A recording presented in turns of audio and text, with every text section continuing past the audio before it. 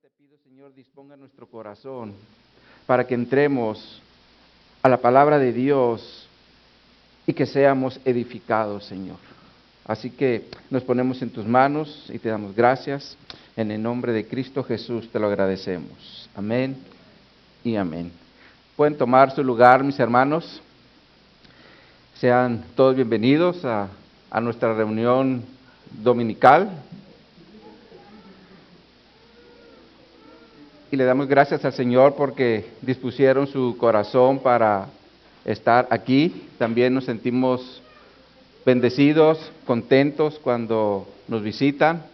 Le damos gracias al Señor por la vida de José Luis y Wendy, que nos visita. Se me está yendo el nombre. Por allá la maestra Conchita, bienvenida también. La amada madre de mi amada. Sí, por allá también. Le damos gracias al Señor porque nuevamente la familia Santillán nos visita y también nos sentimos gozosos porque nos visita nuevamente nuestra hermana María Antonia y su amiga, ¿cuál es su nombre? Rosa, pues sean bienvenidos. Le damos gracias al Señor por la vida de cada uno de ustedes. También por acá se me va la hermana Lidia, nuevamente, pues ya sabe, aquí tienen su casa, para que sigamos juntos alabando y exaltando el nombre de nuestro Señor. Así que ahora dispongamos nuestro corazón para entrar a la exposición de la palabra de Dios por medio de la carta o epístola de Pablo a los romanos. Hoy vamos a estar iniciando una nueva serie para que Dios siga hablando a nuestra vida y sigamos siendo edificados y fortalecidos por medio de la palabra de Dios. Por lo cual el día de hoy vamos a ver 3 puntos en relación a lo que Dios el Padre ha hecho en la vida de cada uno de nosotros por medio de Jesucristo. Y lo primero que vamos a ver es que Dios el Padre determinó apartarnos. Lo segundo que vamos a ver es que Dios el Padre determinó bendecirnos. Y lo tercero que vamos a ver es que determinó adoptarnos por medio de Jesucristo. Así que bajo estos 3 puntos vamos a analizar nuestro texto base, así que les invito, abran su Biblia y vayan a la epístola a los Efesios para que leamos los primeros 6 versos, que será nuestro texto base. Efesios, capítulo 1, versos 1 al 6.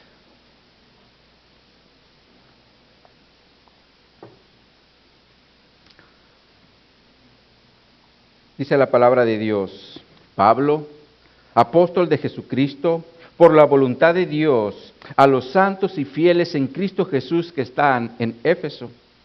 Gracia y paz a vosotros, de Dios nuestro Padre y del Señor Jesucristo. Bendito sea el Dios y Padre de nuestro Señor Jesucristo, que nos bendijo con toda bendición espiritual en los lugares celestiales en Cristo, según nos escogió en Él antes de la fundación del mundo, para que fuésemos santos y sin mancha delante de Él, en amor, habiéndonos predestinado para ser adoptados hijos suyos por medio de Jesucristo, según el puro afecto de su voluntad, para alabanza de la gloria de su gracia, con la cual nos hizo aceptos en el amado. El título que le hemos dado a esta enseñanza es Elegidos en Cristo. Elegidos en Cristo. Ahora, se cuenta que cierto matrimonio se propuso ahorrar para pasar unas buenas vacaciones o una semana de vacaciones en un hotel de lujo en el Caribe. Y cuando por fin juntaron el dinero, se fueron a disfrutar sus vacaciones. Sin embargo, como ellos sabían que el hotel que habían elegido era un hotel muy caro, entonces decidieron solo desayunar en el hotel para aprovechar los buffets, pero la comida y la cena determinaron hacerlo en las afueras, con precios más económicos. Entonces, después que ya pasaron su semana en ese hotel, pues se dirigen a recepción para avisar que ya van a dejar su cuarto. Sin embargo, la recepcionista, para evaluar el servicio del hotel, les pregunta y les dice, ¿fueron de su agrado los alimentos que estaban incluidos en su estancia? Y ellos se sorprendieron, porque desconocían este beneficio. Por lo cual le preguntan a la recepcionista, disculpe, ¿me podría decir cuáles son los alimentos que estaban incluidos en nuestra estancia? Y la recepcionista le dice todos, desayuno, comida, cena y hasta los postres. Por lo cual, este matrimonio no disfrutó de todos los beneficios que le brindaba el hotel por desconocimiento. Ahora, en el área espiritual, mis hermanos, muchas veces también nos puede pasar igual, porque no tenemos conocimiento de todos los beneficios que ahora tenemos en Cristo y por lo tanto no los disfrutamos. Pero a través de la epístola de Pablo a los Efesios, vamos a estar analizando todos los beneficios que ahora tenemos en Cristo para que los podamos disfrutar. Sin embargo, como todo beneficio conlleva una responsabilidad, Pablo divide esta epístola en dos secciones. Y en la primera sección va a tratar todos aquellos aspectos teológicos de nuestra fe. Y esto lo vamos a ver en los primeros 3 capítulos, donde Pablo nos va a hablar de todos los beneficios que ahora tenemos en Cristo. Y la segunda sección la va a dedicar para el área práctica. Esto lo vamos a ver del capítulo 4 al 6, donde ya vamos a ver nuestra responsabilidad que tenemos en relación a esos beneficios que Cristo ya nos dio. Entonces, estas son las 2 secciones en las que Pablo divide la carta. Sin embargo, antes de entrar al análisis del texto base, les voy a comentar un poquito en relación al contexto de esta epístola. Porque cuando Pablo está escribiendo esta epístola, él se encontraba preso en Roma y también desde ahí, desde la prisión, escribió las epístolas a los filipenses, a los colosenses y a Filemón.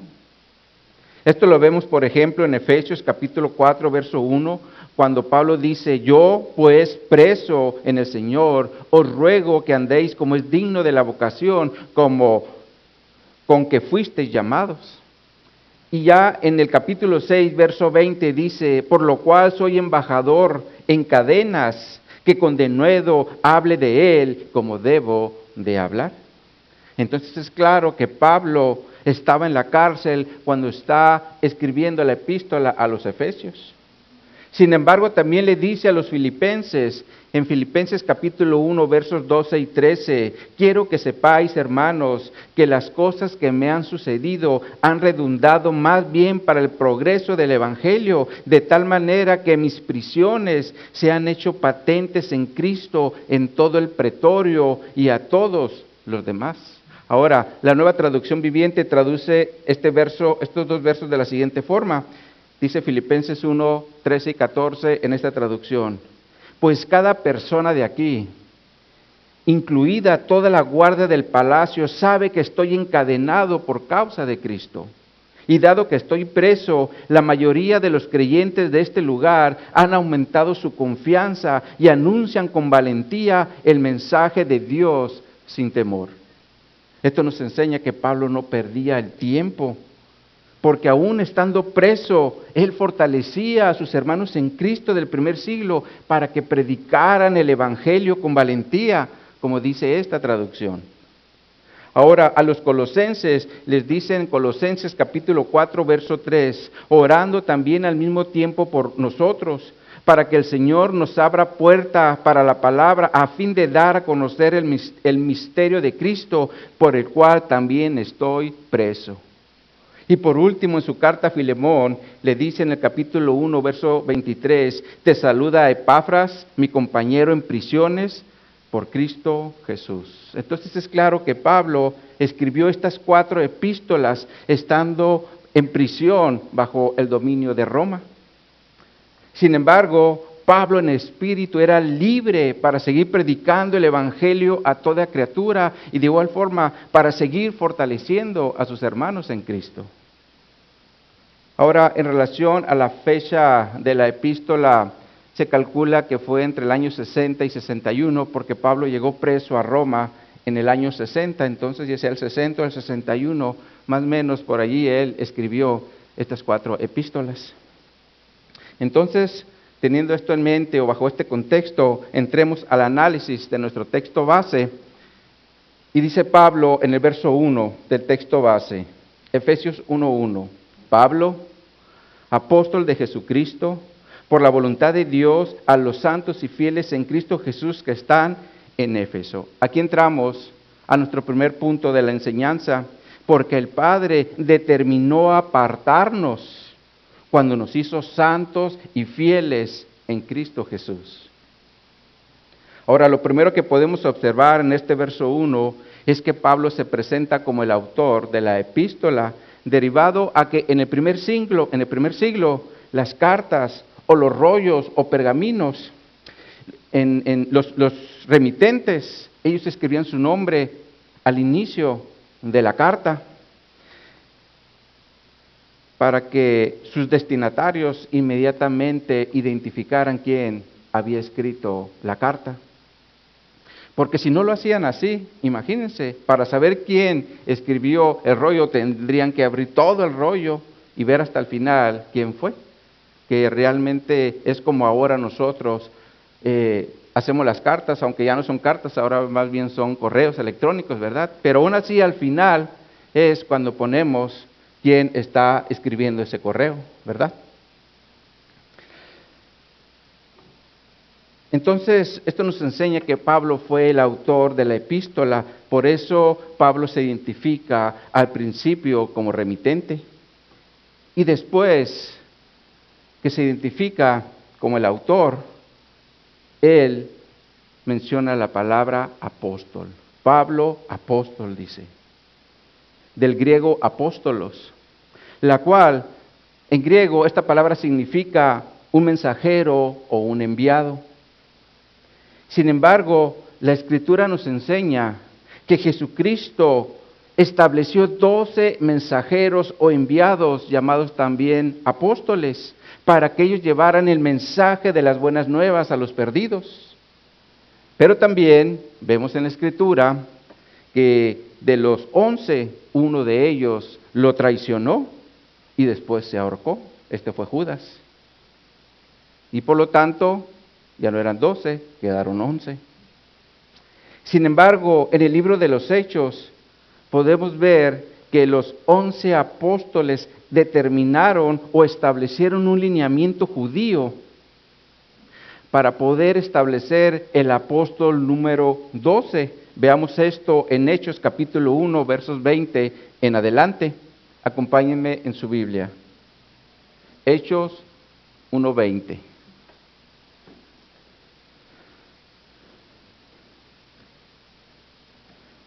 Hechos 1:20 en adelante nos dice: porque está escrito en el libro de los Salmos, sea hecha desierta su habitación, y no haya quien more en ella, y tome otro su oficio.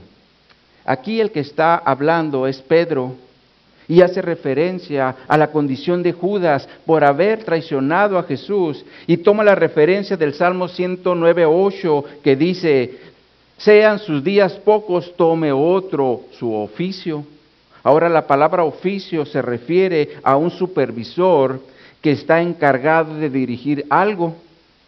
Entonces, bajo esta base bíblica del Antiguo Testamento o del Salmo, los apóstoles establecen 2 requisitos para sustituir a Judas, los cuales se mencionan a partir del verso 21. Sigamos leyendo. Hechos 1:21 nos dice: es necesario, pues, que de estos hombres que han estado junto con nosotros todo el tiempo que el Señor Jesús entraba y salía entre nosotros, comenzando desde el bautismo de Juan hasta el día en que de entre nosotros fue recibido arriba, es decir, Jesús, sea uno hecho testigo con nosotros de su resurrección. Entonces, los dos requisitos a cumplir son, en primer lugar, haber estado en el bautismo de Jesús. Y en segundo lugar, haber estado el día en que Jesús fue recibido arriba.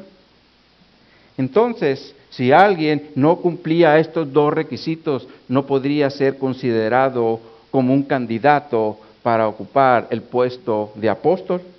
Sin embargo, la Escritura nos enseña que dos sí cumplieron los requisitos, como dice a partir del verso 23. Nos dice, Hechos 1:23, y señalaron a dos, a José, llamado Barsabás, que tenía por sobrenombre Justo, y a Matías. Y orando dijeron, tú Señor, que conoces los corazones de todos, muestra cuál de estos dos has escogido, para que tome la parte de este ministerio y apostolado de que cayó Judas por transgresión para irse a su propio lugar. Y les echaron suertes, y la suerte cayó sobre Matías, y fue contado con los 11 apóstoles. Entonces, bajo estos dos requisitos, establecieron al apóstol número 12.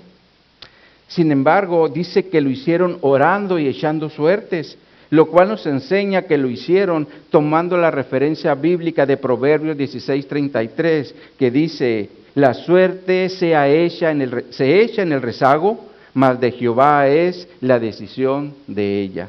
Ahora, la versión Dios habla hoy lo traduce de la siguiente forma: el hombre echa las suertes, pero el Señor es quien lo decide todo. Entonces, bajo este principio, eligieron a Matías, pero considerando que Dios había sido el que lo eligió. Sin embargo, mis hermanos, Matías no fue enviado directamente por Jesucristo como pasó con los otros 11 apóstoles. Sin embargo, Matías sí fue seleccionado como el apóstol número 12 bajo la suerte establecida en el Antiguo Testamento. Ahora, en el caso de Pablo, la Escritura nos enseña que Pablo sí fue enviado directamente por Jesucristo, y esto lo vemos en el libro de los Hechos, cuando Pablo iba a Damasco queriendo hacerle daño a la iglesia. Sin embargo, en el camino se le aparece Jesús, y Pablo tuvo su encuentro personal con Jesús, donde por cierto Pablo quedó ciego.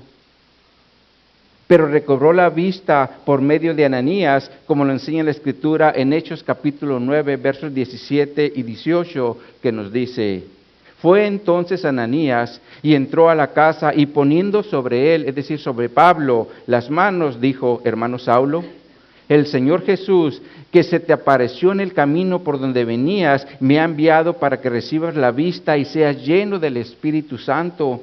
Y al momento le cayeron de los ojos como escamas, y recibió al instante la vista, y levantándose fue bautizado. Entonces, una vez que Pablo recibió el Espíritu Santo y fue bautizado, el verso 20 nos dice que enseguida predicaba a Cristo en las sinagogas, diciendo que éste era el Hijo de Dios. Entonces Pablo, mis hermanos, primeramente tuvo su encuentro personal con Jesús, y después de ser lleno del Espíritu Santo y bautizado, empezó a predicar de Cristo. Sin embargo, Pablo dice en el Evangelio, o más bien él dice que el evangelio que él predicaba no lo aprendió de ningún hombre, sino por revelación de Jesucristo, como lo enseña la palabra de Dios en Gálatas capítulo 1, versos 11 en adelante. Veamos esa escritura. Gálatas 1, 11.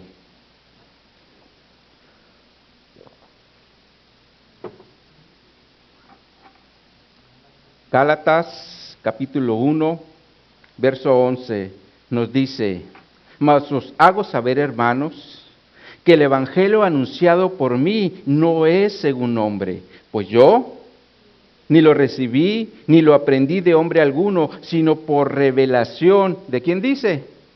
De Jesucristo.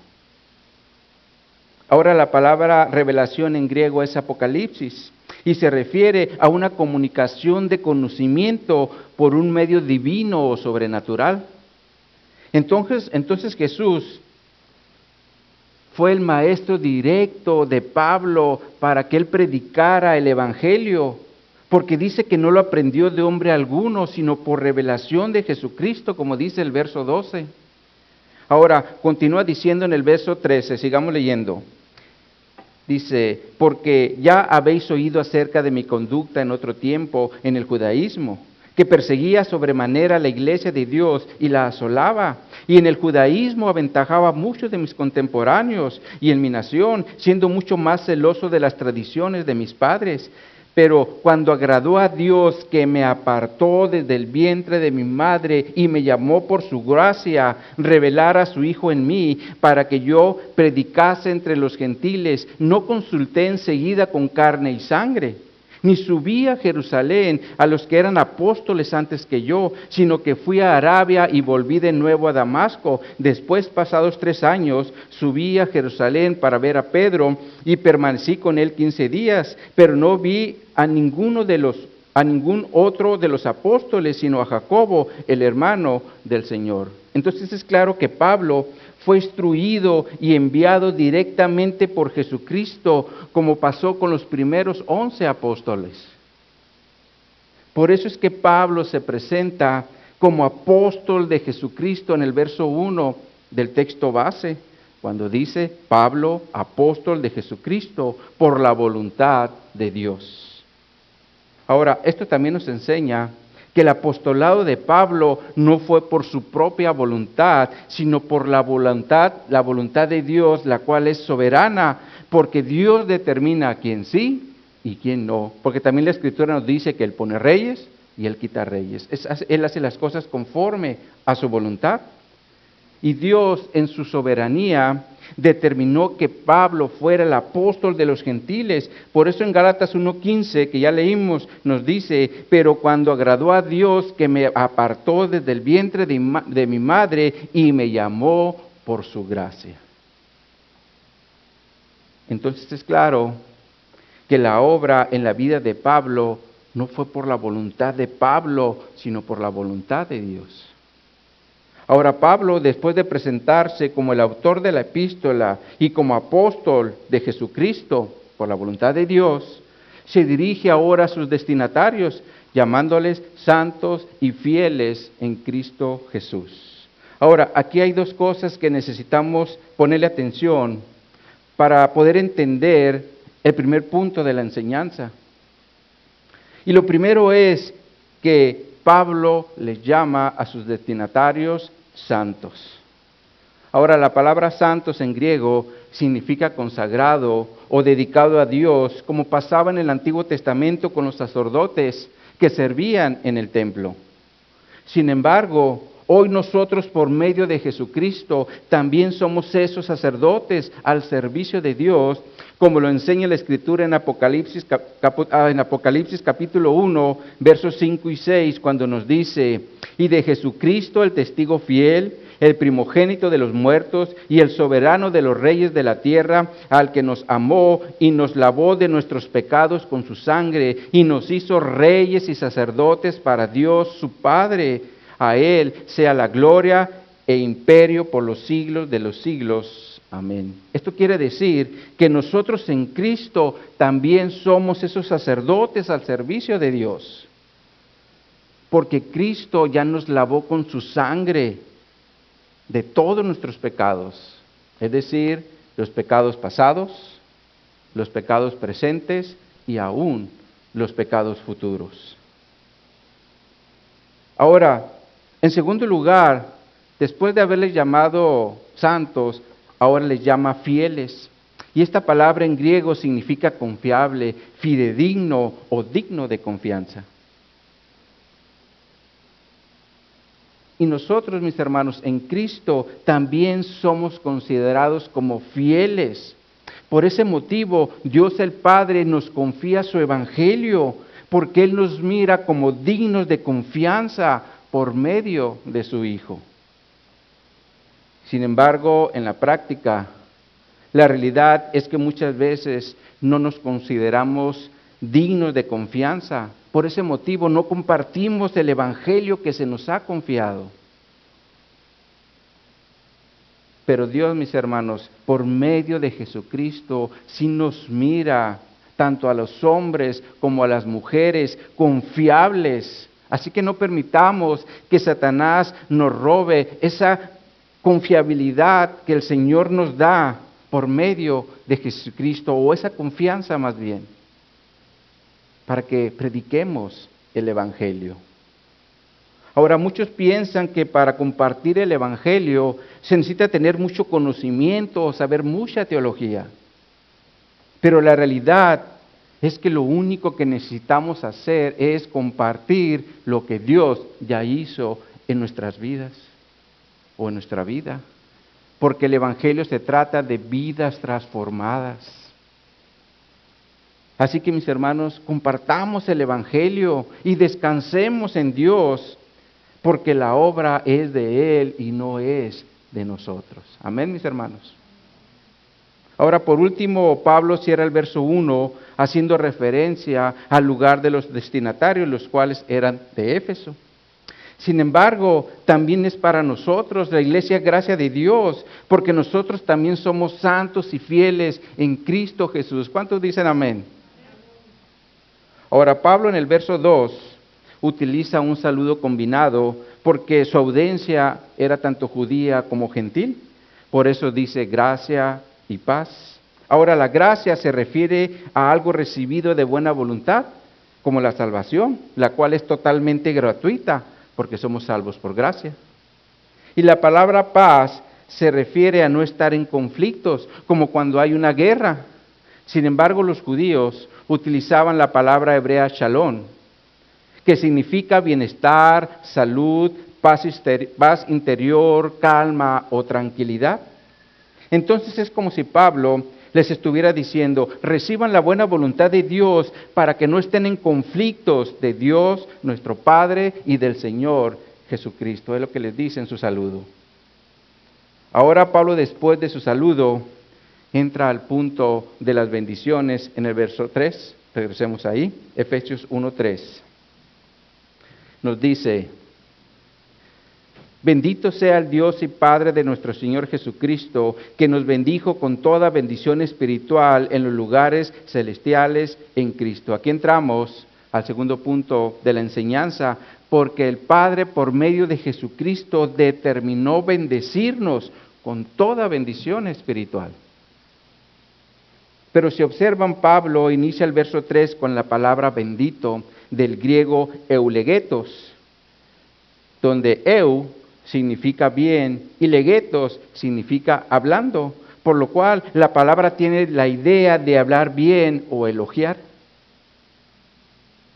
Sin embargo, este hablar bien o elogiar es en relación a Dios, por eso dice bendito sea Dios.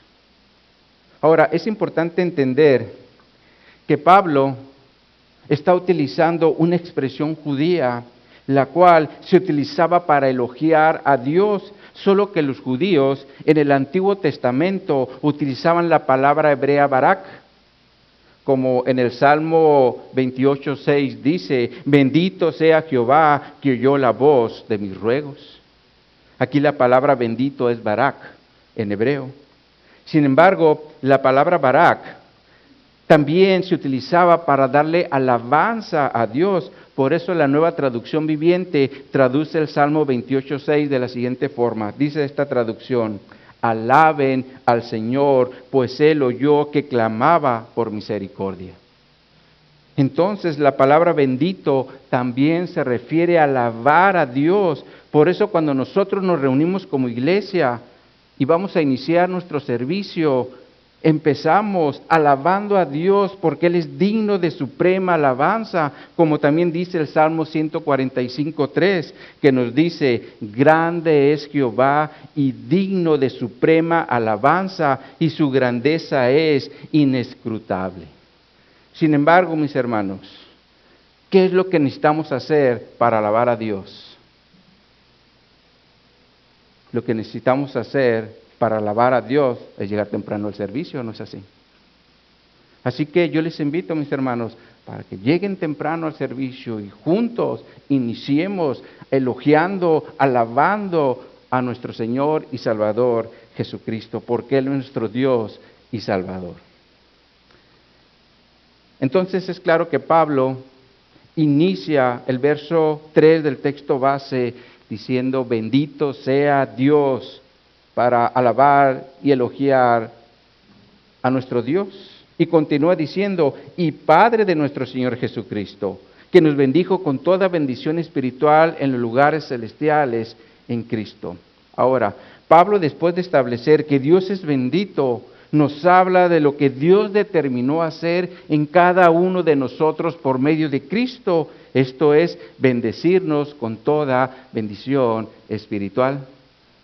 Sin embargo, aquí podemos ver claramente la obra trina de Dios, porque el Padre es la fuente de esa bendición, porque Él determinó hacerlo desde antes de la fundación del mundo, como lo vamos a ver en el verso 4.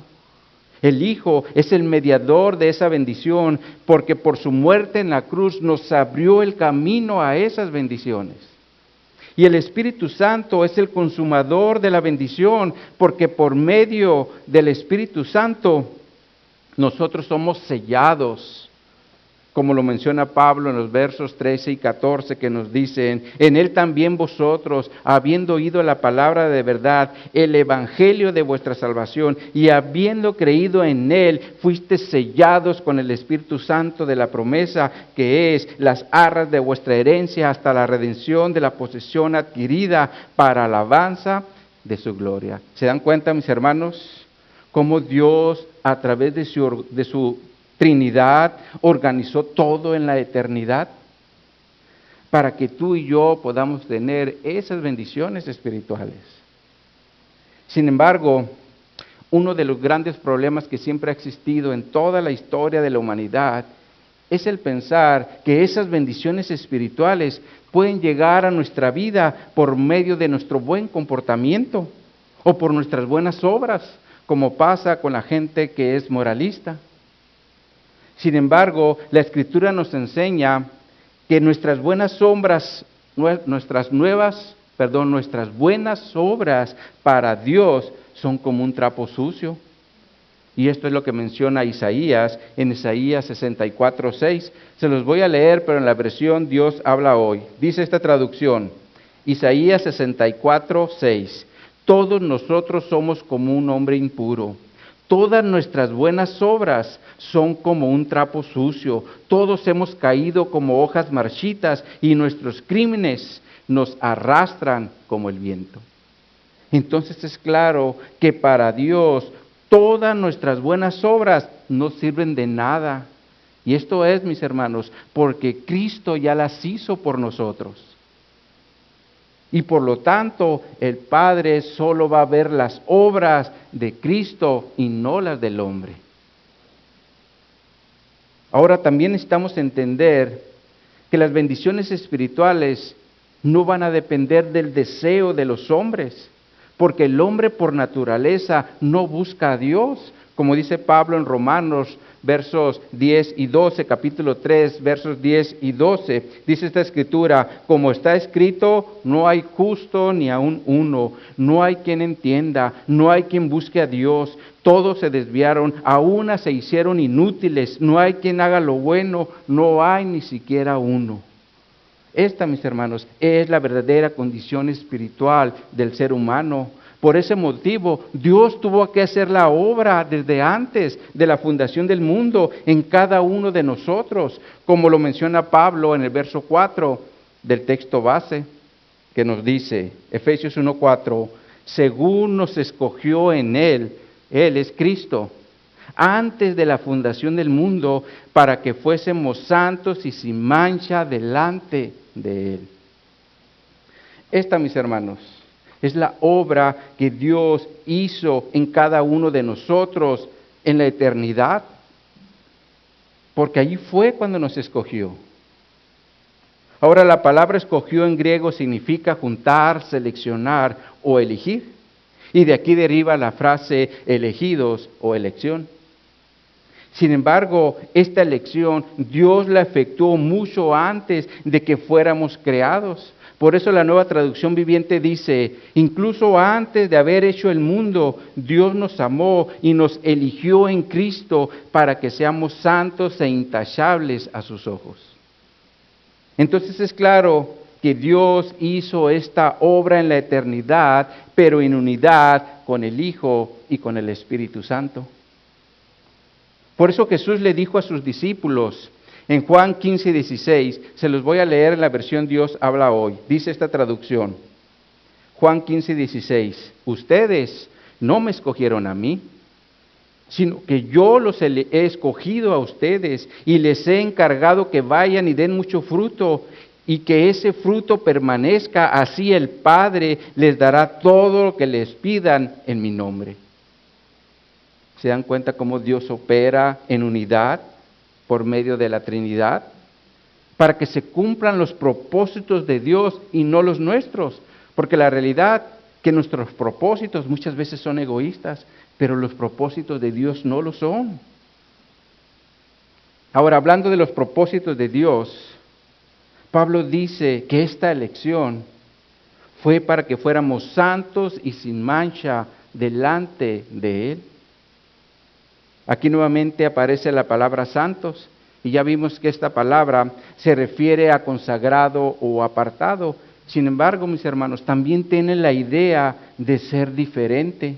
Por ejemplo, cuando los judíos tenían el templo, este era considerado como santo, porque la presencia de Dios se movía en ese lugar.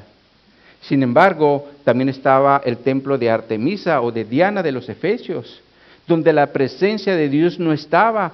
Por lo tanto, el templo de los judíos era diferente al templo de Diana. Y lo mismo pasaba con los sacerdotes, porque los sacerdotes del templo se santificaban para estar en la presencia de Dios. Y por lo tanto, eran diferentes a los sacerdotes que había en el templo de Diana. Ahora, en este mismo sentido, mis hermanos, Dios nos escogió para que seamos diferentes a los demás. Por eso es que nos dio el Espíritu Santo para que lo podamos hacer. Por lo cual, un elegido debe ser una persona diferente a los demás, tanto en su forma de pensar, de obrar y de servir, porque ahora tenemos la mente de Cristo, como Pablo dice en 1 Corintios capítulo 2, verso 16. Dice esta escritura, porque ¿quién conoció la mente del Señor? ¿Quién le instruirá? Mas nosotros tenemos la mente de Cristo. Entonces, mis hermanos, si tenemos la mente de Cristo, ¿cómo debemos de pensar? Obviamente debemos de pensar como Cristo. Por ese motivo, un cristiano debe ser diferente a los demás, pero también se debe identificar cuando está en la escuela, cuando está en el trabajo, cuando está en el hospital, cuando está en la tienda y cuando esté donde esté. Porque un cristiano no debe operar ni debe vivir bajo los lineamientos del mundo, sino bajo las instrucciones que el Señor nos dejó en su palabra, como es ser un esposo fiel, ser un hijo obediente, honrando a los padres, dándole respeto, siendo un buen trabajador, siendo responsable, respetando a sus compañeros de trabajo y siendo puntual, ser un buen ciudadano que cumple sus obligaciones civiles como lo son el predial, las placas, la luz, el agua y todos los servicios. No olvidemos que fuimos llamados o elegidos para ser diferentes. Por eso Pablo dice, para que fuesen santos y sin mancha delante de Él. Ahora la palabra sin mancha se refiere a ser irreprensible o sin defecto. Sin embargo, cuando nos evaluamos a la luz de la palabra de Dios, la realidad es que siempre nos vamos a ver reprensibles y nos vamos a ver llenos de defectos, ¿o no es así, mis hermanos? Pero esto es, mis hermanos, porque lo hacemos desde una perspectiva humana. Sin embargo, en la perspectiva de Dios es diferente, porque Dios, por medio de su Hijo, ahora nos mira irreprensibles y sin mancha. Y esto es porque Cristo ya hizo la obra en cada uno de nosotros. Como dice Pablo en Efesios, cuando se está dirigiendo a los esposos, Les voy a leer Efesios 5:25 en adelante en la Reina Valera contemporánea. Dice esta traducción: esposos, amen a sus esposas, así como Cristo amó a la iglesia y se entregó a sí mismo por ella. Ahora la palabra entregó nos está hablando del sacrificio que Jesucristo hizo en la cruz cuando murió por nuestros pecados. Continúa diciendo en el verso 26, dice, para santificarla a Él, es decir, Cristo la purificó en el lavamiento del agua por la palabra, a fin de presentársela a sí mismo como una iglesia gloriosa, santa e intachable, sin mancha, ni arruga, ni nada semejante. Entonces, Cristo, a través de su sacrificio en la cruz, nos santificó y purificó para que seamos una iglesia gloriosa, santa, sin mancha, sin arruga y sin nada semejante. Y eso, mis hermanos, es lo que tú y yo somos en Cristo. Sin embargo, es una obra que Dios hace en amor, como lo menciona Pablo en el verso 5 del texto base, que nos dice Efesios 1:5, en amor, habiéndonos predestinado para ser adoptados hijos suyos por medio de Jesucristo, según el puro afecto de su voluntad. Y aquí entramos al tercer punto de la enseñanza, porque el Padre por medio de Cristo determinó adoptarnos. Ahora, si observan, el amor es lo que resalta primero. Porque Dios todo lo hace por amor. De hecho, por amor entregó a su Hijo, como lo menciona Juan en su Evangelio, en Juan 3:16 y 17, que nos dice, porque de tal manera amó Dios al mundo, que ha dado a su Hijo unigénito, para que todo aquel que en Él cree no se pierda, mas tenga vida eterna, porque no envió Dios a su Hijo al mundo para condenar al mundo, sino para que el mundo sea salvo por Él. Ahora, todos de alguna manera conocemos este texto. Sin embargo, aquí hay algo importante a considerar, y esto es que el hecho de que Dios haya dado su Hijo por el mundo, del griego cosmos, hablando de un todo, no significa que todos serán salvos, porque aún en nuestros días sigue habiendo gente que sigue rechazando el Evangelio de Jesucristo, es decir, la obra que Dios hizo a través de Jesucristo en la cruz, para que seamos salvos. Por eso es que en el verso 16 hay un condicionante cuando dice, todo aquel que en Él cree no se pierda, mas tenga vida eterna. Entonces el condicionante es creer. La palabra creer en griego se refiere a confiar en Jesús porque Él es el Salvador del mundo. Entonces, para no perdernos y tener vida eterna, solamente necesitamos creer en Jesús. Y eso fue lo que nosotros hicimos, todos los nacidos de nuevo, porque declaramos a Jesús como nuestro Señor y Salvador. Sin embargo, aquí surge una pregunta. Y la pregunta es, ¿qué fue lo que nos hizo dar ese paso de fe? ¿Qué fue lo que nos hizo dar ese paso de fe? Esto, mis hermanos, definitivamente fue una obra de Dios a través del Espíritu Santo, porque el Espíritu Santo es el que nos lleva a toda verdad, como Jesús lo mencionó a sus discípulos. En Juan capítulo 16, versos 7 al 11, dice esta escritura, pero yo os digo la verdad, que está hablando Jesús con sus discípulos. Os conviene que yo me vaya, porque si no me fuere el Consolador no vendrá a vosotros, mas si me fuere os lo enviaré, y cuando Él venga convencerá al mundo de pecado, de justicia y de juicio. De pecado por cuanto no creen en mí, de justicia por cuanto voy al Padre y no me veréis más, y de juicio por cuanto el príncipe de este mundo ha sido ya juzgado. La realidad es que solo a través de la obra del Espíritu Santo en nuestra vida vamos a poder entender que somos pecadores y de igual forma que necesitamos un Salvador. El Espíritu Santo hace esa obra en nosotros para que nos demos primeramente cuenta de nuestra condición. Veamos el sacrificio en la cruz y digamos, yo quiero ese sacrificio, porque no quiero pasar mi eternidad en el lago de fuego. Por lo cual, en la práctica de Juan 3, 16 y 17, nos enseña que los que creen serán los que Dios escogió, eligió o predestinó para ser adoptados hijos suyos por medio de Cristo, como Pablo lo menciona en el texto base. Pero antes de entrar a lo que Pablo nos quiere enseñar con la palabra adoptados, quiero comentarles algo en relación a la elección, porque aquí hay una paradoja.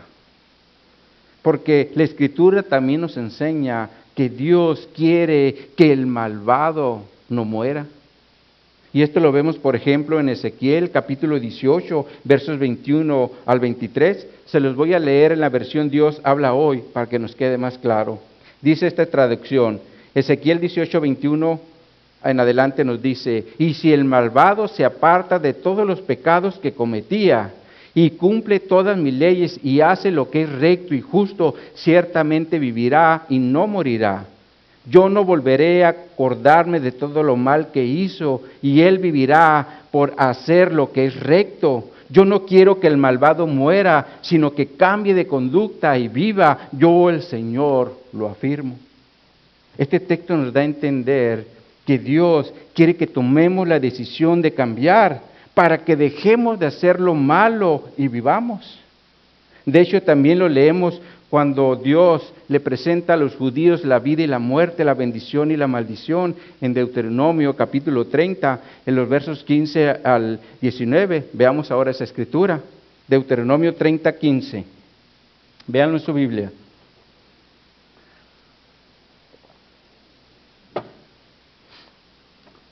Deuteronomio 30, 15.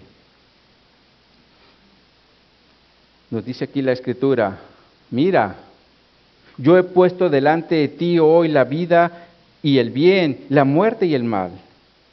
Porque yo te mando hoy que ames a Jehová tu Dios, que andes en sus caminos y guardes sus mandamientos, sus estatutos y sus decretos, para que vivas y seas multiplicado, y Jehová tu Dios te bendiga en la tierra a la cual entras para tomar posesión de ella.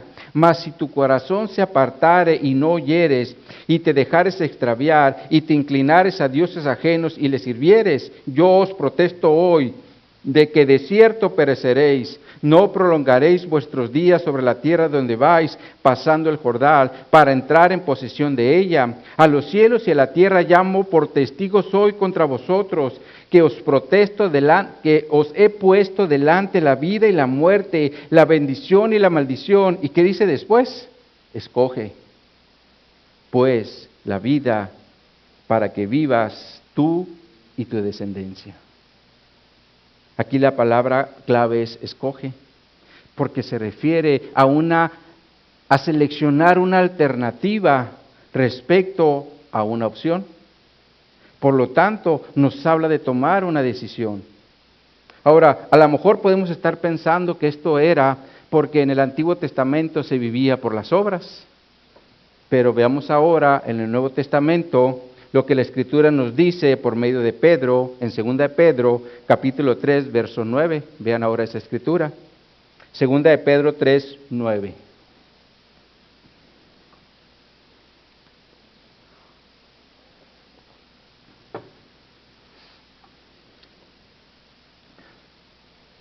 Dice aquí la Escritura, el Señor no retarda su promesa, según algunos la tienen por tardanza, sino que es paciente para con nosotros, no queriendo que ninguno perezca, sino que todos procedan al arrepentimiento. Este texto nos enseña que Dios no quiere que ninguno perezca. Ahora, la palabra perezca en griego tiene un sentido bíblico de estar sin vida espiritual bajo la condenación de Dios. Entonces Dios no quiere que nadie esté bajo su condenación, y esta es la parte paradójica que encontramos en relación a la elección.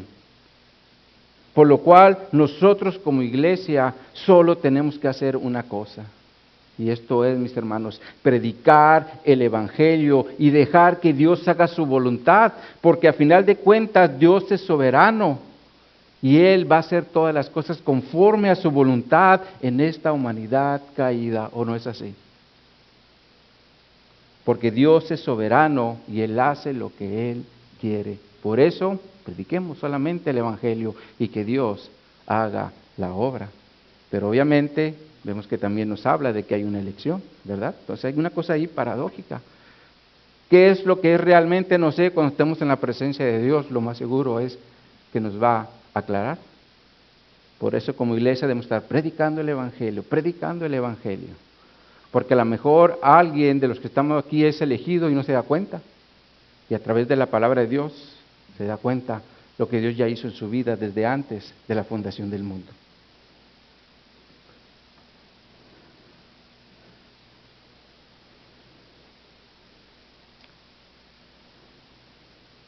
Entonces, retomando, la Escritura nos habla de una elección que fue desde antes de la fundación del mundo, como lo vimos también en el verso 4. Pero en el verso 5 dice que esta elección fue en amor, habiéndonos predestinado para ser adoptados hijos suyos por medio de Jesucristo, según al puro afecto de su voluntad. Ahora, otra palabra que resalta aquí es predestinado. Esta palabra en griego tiene un sentido bíblico de determinar algo desde antes del tiempo, por lo cual es el mismo punto que Pablo nos presenta en el verso 4 cuando nos dice desde antes de la fundación del mundo. Entonces se refiere a algo que Dios determinó hacer desde antes que el mundo existiera, por lo cual fue un evento que se determinó en la eternidad, porque fue allí donde el Padre, el Hijo y el Espíritu Santo determinaron hacer una elección y una adopción por medio de Jesucristo. Ahora, cuando Pablo nos presenta el término adoptados, no lo hace en un contexto judío, sino romano, porque era un término muy conocido en el primer siglo, cuando Pablo está escribiendo esta epístola. Y esto lo hace Pablo, mis hermanos, con la finalidad de que sus oyentes entendieran el gran privilegio que ahora tienen o tenemos en Cristo. Ahora, ciertamente Pablo está haciendo una alegoría de lo que Dios hizo por medio de la adopción, derivado a que en las familias de Roma la máxima autoridad era la del padre por medio de la patria potestad, por lo cual el padre tenía el poder absoluto sobre sus hijos, por lo cual si el padre quería vender a su hijo como esclavo, lo podía hacer. Si quería meterlo preso, también lo podía hacer. Si quería azotarlo, lo azotaba. Y también lo podía hacer trabajar como un esclavo en sus propiedades. Incluso si quería matarlo, podía hacerlo. Ahora, si el hijo era mayor de edad, eso no le quitaba el ser libre de la autoridad de su padre. Como ahorita, tengo 18 años y ya, ¿verdad? Y no. Tengas 20, 30, 40, aunque seas magistrado, estás bajo la autoridad de tu padre. Entonces, según la ley romana, un hijo no tenía derecho a nada como una herencia, un regalo o lo que fuera, porque todo, absolutamente todo, pasaba al poder del padre. Ahora, en relación en las adopciones, los que eran adoptados tenían todos los derechos de un hijo legítimo como parte de una nueva familia.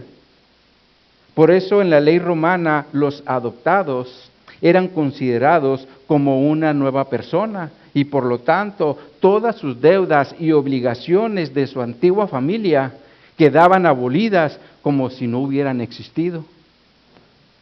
Y este es el punto que Pablo está extrayendo de la adopción bajo la ley romana. Porque nosotros, antes de ser adoptados como hijos de Dios, éramos por naturaleza hijos del diablo y por lo tanto vivíamos en pecados y llenos de maldad. Pero Dios, por medio de Jesucristo, nos adoptó para que seamos libres de ese padre de maldad y de esa forma todo nuestro pasado sea borrado y seamos nuevas criaturas por medio de Jesucristo. ¿Cuánto le dan gracias a Dios por eso? Ahora, esta adopción, mis hermanos, definitivamente tenía un propósito y Pablo lo menciona en el verso 6 del texto base. Regresemos ahí. Dice, para alabanza de la gloria de su gracia con la cual nos hizo aceptos en el amado. Ahora, la palabra alabanza se refiere a un elogio, como ya lo vimos, algo que es digno de alabanza. Pero el sentido bíblico de esta palabra es una expresión de aprobación y felicitación, como cuando decimos, gracias Señor por tu misericordia y por tu salvación. Le estamos dando a Él lo estamos exaltando. Ahora, en este sentido, vean lo que dice la Escritura en Isaías capítulo 43, versos 9 al 21. Véanlo en su Biblia. Isaías 43, 19.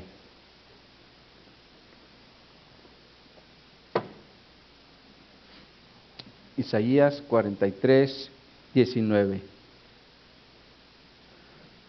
Nos dice, he aquí que yo hago cosa nueva.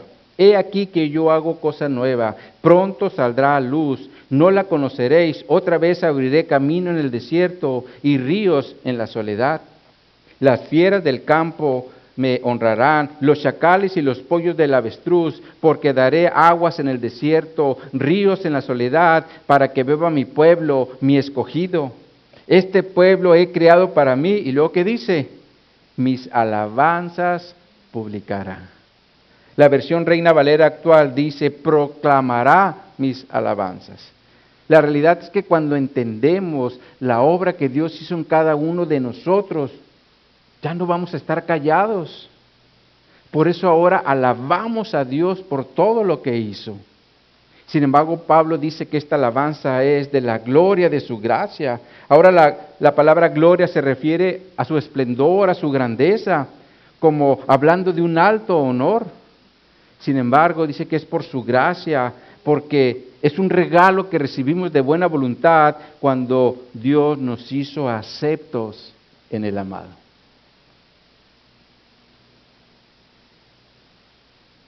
Y la palabra aceptos, mis hermanos, en griego también se refiere a que nos otorgó algo gratuitamente de buena voluntad, porque lo hizo en el Hijo.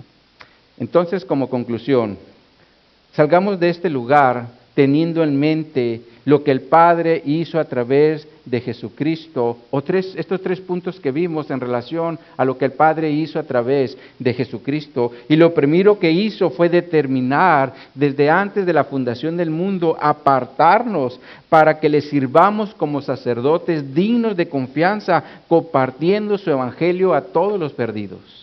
En segundo lugar, el Padre por medio de Jesucristo determinó bendecirnos, escogiéndonos en amor para que seamos diferentes, es decir, viviendo de una forma santa y sin mancha en esta generación caída y sin Cristo. Y en tercer lugar, el Padre por medio de Jesucristo determinó adoptarnos para darnos todas las garantías de una nueva familia, para que seamos nuevas criaturas con la finalidad de alabarlo por su abundante gracia que ahora tenemos en Cristo. Así que, mis hermanos, estas son parte de las grandes bendiciones que tenemos en Cristo. Nos apartó, nos bendijo y nos adaptó. Amén, mis hermanos. Oremos. Oh Señor, te damos gracias por esos privilegios, esas bendiciones que tú nos das, porque como vemos, entendemos también que tú hiciste una obra en nuestras vidas desde antes que existiéramos, porque determinaste apartarnos, Señor, determinaste que fuéramos parte de tus sacerdotes como dignos de confianza. Por eso es que tú has depositado el Evangelio en nuestras manos para que como esos sacerdotes fieles lo compartamos con los perdidos, Señor. Pero de igual forma para que podamos recibir todas estas bendiciones espirituales que tú nos has dado. Porque también nos diste tu Espíritu Santo para que podamos ser diferentes y podamos vivir de una forma santa y sin mancha en esta generación caída y sin Cristo, Señor. Gracias, Señor, por estas bendiciones. Y gracias, Señor, porque nos adoptaste, nos hiciste nuevas criaturas, nos metiste a una nueva familia y hiciste a un lado nuestra familia antigua, nuestra familia de maldad, nuestra familia sin Cristo. Perdonaste todo nuestro pasado, Señor. Y ahora somos nuevas criaturas en tu Hijo, Señor. Gracias, gracias por estas bendiciones espirituales que ahora tenemos, Señor. Ayúdanos, Señor, a vivir en ellas. Que siempre recordemos lo que ahora somos en Cristo. Porque muchas veces nos limitamos, muchas veces nosotros mismos nos ponemos limitantes, cuando tú nos has dado todo, Señor, para que hagamos lo que a ti te plazca.